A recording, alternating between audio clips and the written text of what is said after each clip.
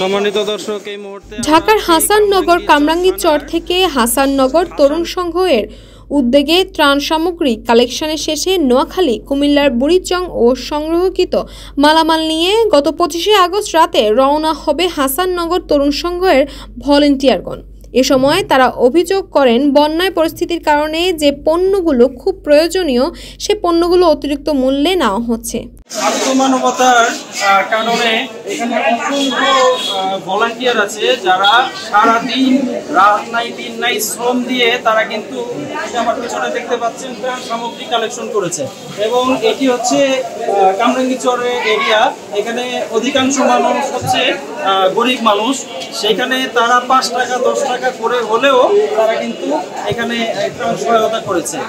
আমরা জানতে পেরেছি যে তারা কুমিল্লার বুড়িচংয়ে রওনা দিবেন এবং আমরা এই উদ্যোগকে আমরা সাধুবাদ জানাই।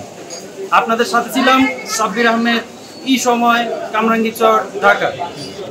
সারা দেশে বন্যার পরিস্থিতি অবনতির কারণে সারা দেশ থেকে ত্রাণ সামগ্রী কালেকশন করতে দেখা গেছে অসংখ্য তরুণ ও ছাত্র সমাজকে। ইন্ডিয়া থেকে বাঁধ খুলে দেওয়ায় সারা দেশে বন্যার পরিস্থিতি খারাপ হতে থাকে।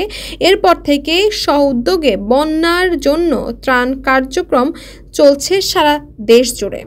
তাসবিয়া তাবাসসুম, এই সময়।